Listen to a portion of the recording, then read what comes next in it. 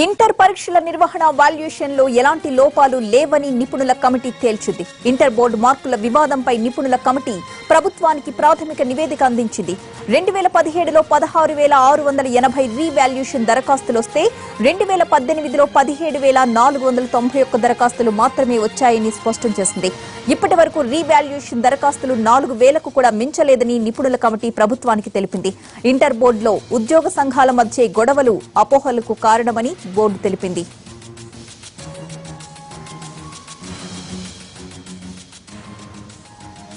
Inter board వివాదం నిపుణుల committee నివేదికకు సంబంధించిన మరిన్ని అప్డేట్స్ మా ప్రతినిధి మహేష్ లైవ్ లో అందిస్తారు. మహేష్, ఇంటర్ వివాదంపై నిపుణుల కమిటీ ప్రభుత్వానికి ఇచ్చిన నివేదికలో ఏ అంశాలు ప్రస్తావించింది? నిన్న ఏదైతే నిపుణుల కమిటీని ప్రభుత్వం నియమించింది, అయితే ప్రభుత్వం నిపుణుల కమిటీ వేయడానికన్నా ముందే దీనిపైన వాళ్ళతో సంప్రదించినటువంటి నేపథ్యం అధికారులు ఎవరైతే తెలంగాణ సంబంధించినటువంటి ఎడ్యుకేషన్ సంబంధించినటువంటి అధికారులు వాళ్ళతో సంబంధించినటువంటి డేటాను కూడా కమిటీకి ఇవ్వడం జరిగింది. ఏదైతే 3 కమిటీని వేయడం జరిగిందో టీఎస్ ఎండి వెంకటేశ్వరరావుతో పాటు మిగతా 2 ప్రొఫెసర్లతో కమిటీని వేయడం జరిగింది. కమిటీ వీటిపైన దృష్టి పెట్టినట్టుగా తెలిసింది. ప్రస్తుతానికైతే అడ్మినిస్ట్రేషన్ వ్యవహారాలపైన కమిటీ దృష్టి పెట్టింది.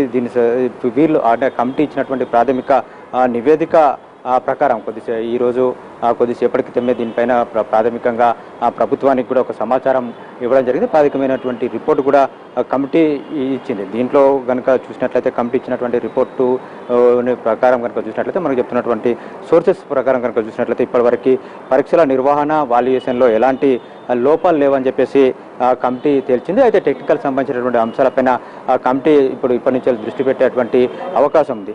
ఇంతేకాకుండా ప్రభుత్వం నుంచి కానీ లేకుండా కమిటీకి కానీ రిపోర్ట్ ఇచ్చినటువంటి కమిటీకి చెప్పినటువంటి విషయాల ప్రకారం కనుక చూసినట్లయితే ఏదైతే 2017లో రివాల్యుయేషన్కి సంబంధించినటువంటి వచ్చిన దరఖాస్తులు 16,680 అయితే అదేవిధంగా 2018లో అంటే గత సంవత్సరం రివాల్యుయేషన్ కొరకు వచ్చినటువంటి దరఖాస్తులు 17,491గా ఉన్నాయి. సో వీటిని కనుక కంపేర్ చేస్తే ఇంత ఆందోళన జరుగుతున్నప్పుడు కూడా ఇప్పటివరకు కేవలం 4,000కు మించి కూడా దరఖాస్తులు రాలేదన్నటువంటి విషయాన్ని వాళ్ళు స్పష్టం చేస్తున్నటువంటి పరిస్థితి. అయితే ప్రధానంగా ప్రభుత్వం కూడా ఇప్పటికి కూడా భావిస్తున్నటువంటి విషయం ఏంటంటే ఇంటర్ సంబంధించినటువంటి బోర్డులో ఉద్యోగ సంఘాల మధ్య నెలకొన్నటువంటి గొడవలే దీనికి ప్రధానమైనటువంటి కారణం అని చెప్పేసి ఇప్పటివరకు కూడా ఇంకా ప్రభుత్వం భావిస్తుంది. అయితే టెక్నికల్ కమిటీ పూర్తిస్థాయి నివేదిక ఇచ్చిన తర్వాత ఎలాంటి పరిస్థితులు చూడాల్సి ఉంది, ఆ రిపోర్ట్లో ఏముంటుందో చూడాల్సింది.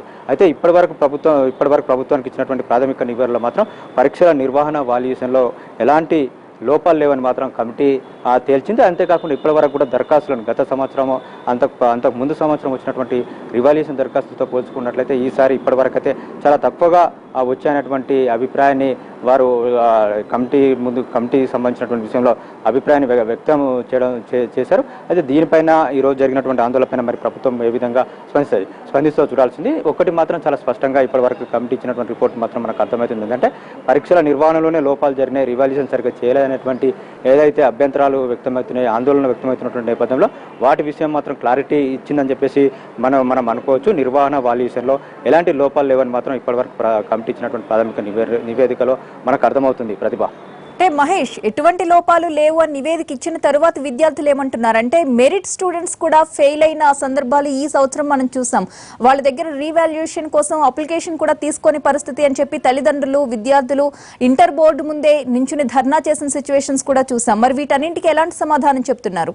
అంటే సంబంధించినటువంటి రిపోర్టు కొద్దిసేపటి క్రితమే మనకు రావడం జరిగింది. దీనిపైన విద్యార్థులు పేరెంట్స్ యొక్క స్పందన కూడా చూడాల్సింది. వాళ్ళు కూడా అంటున్నది ఒకటే, పేరెంట్స్ కూడా ఏమంటారు అంటే తమకు రివాల్యుయేషన్ రికౌంటింగ్ అవకాశం ఇవ్వండి, ఒకసారి మా పేపర్ ఎట్లా ఉందో మాకు చూపెట్టండి, మాకున్నటువంటి అభ్యంతరాలన్నీ కూడా అనుమానాలన్నీ కూడా నివృత్తి అవుతాయి అనేటువంటిదే మెజారిటీకి సంబంధించినటువంటి పేరెంట్స్ చెప్తున్నారు. ఏవైతే వార్తలు వస్తున్నటువంటి నేపథ్యంలో మాకు కూడా అనుమానాలు వస్తున్నాయి. మేము ఎగ్జామ్స్ బాగా రాసాం, ఫస్ట్ ఇయర్లో అన్ని మార్కులు వచ్చి సెకండ్ ఇయర్లో ఇంత తక్కువ రావడానికి కారణం ఎక్కడో ఒక దగ్గర పొరపాటు జరిగి ఉంటుంది. సాంకేతికమైనటువంటి పొరపాట, రివాల్యుయేషన్ జరిగినటువంటి పొరపాటు కూడా తేలాల్సి ఉందన్నటువంటి విషయాన్ని పేరెంట్స్ చెప్తున్నటువంటి నేపథ్యంలో ఇక నిర్వహణ అదేవిధంగా వాల్యుయేషన్లో లోపాలు లేవని చెప్పేసి ఇప్పటికే కమిటీ తెలిసినటువంటి నేపథ్యంలో టెక్నికల్ సంబంధించినటువంటి అంశాల్లో ఎలా ఉంది అనే దానిపైన కూడా టెక్నికల్ కమిటీ ఏది చెప్తుందో చూడాల్సి ఉంది. ప్రతిభ, రైట్, థ్యాంక్ యూ.